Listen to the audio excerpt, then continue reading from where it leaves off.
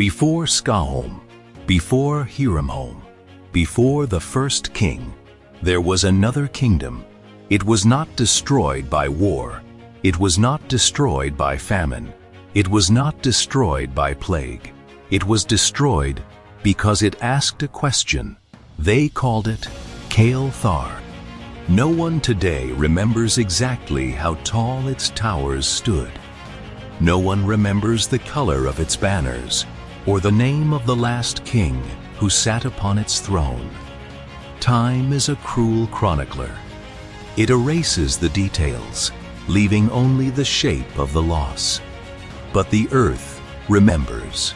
Even now, if you stand where the maps show nothing but ruins and quiet wasteland, the soil beneath your feet still carries a color that belongs to no natural stone.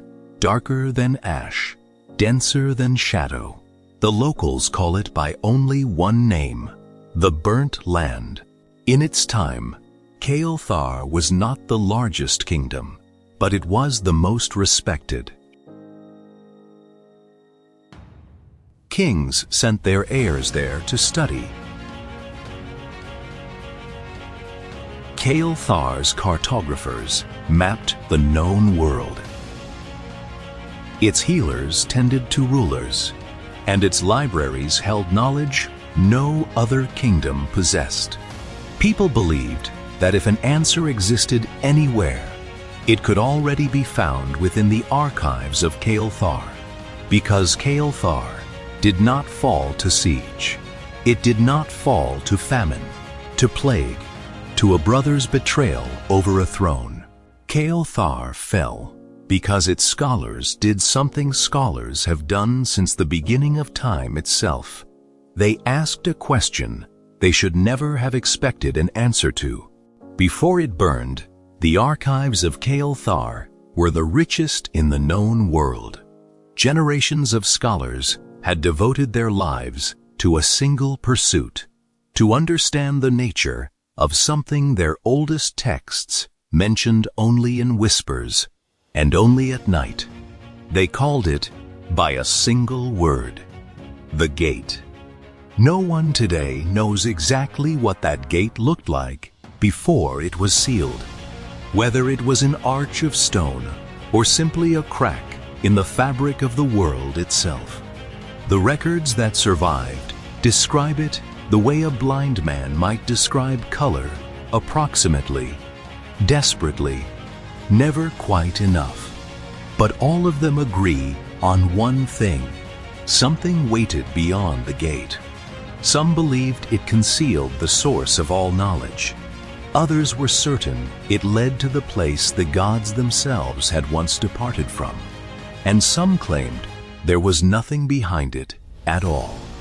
That last theory was the most dangerous one of all.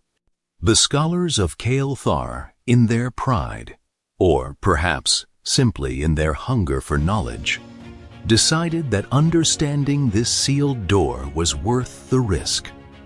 They spent decades building instruments no one today would recognize.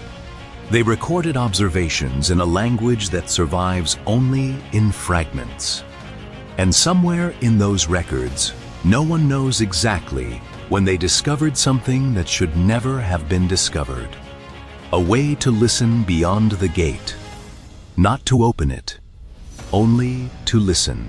Their mistake, if it can even be called a mistake, was believing the difference between listening and opening was larger than it actually was. Because something beyond the gate sensed them while they listened, and it answered back. No chronicler who survives to this day describes the exact moment of the fall in details we can fully trust. Every account differs. In some, the sky above Kael'Thar reddens into a shade with no name, not red like blood, but red like a wound, cleaned but never healed. In others, there is only silence, sudden, total, unnatural silence, falling over an entire city within the space of a single exhaled breath. But every account ends the same way. Kael'Thar burns. Not with ordinary fire. The scholars who survived long enough to record what they'd seen speak of a flame that gave no warmth and a darkness that wasn't merely the absence of light, but something alive, heavy, hungry.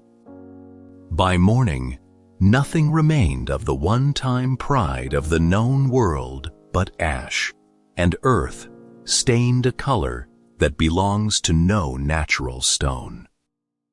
When the neighboring kingdoms finally reached Kael'Thar, they found no battle.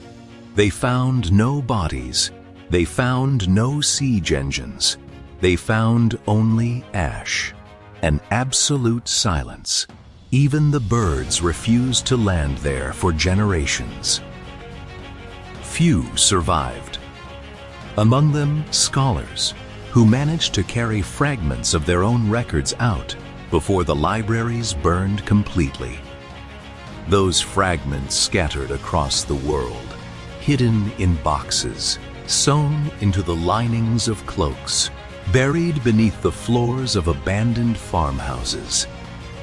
Centuries later, one of them would be found by a scholar named Aurelius in an uncatalogued section of his own library.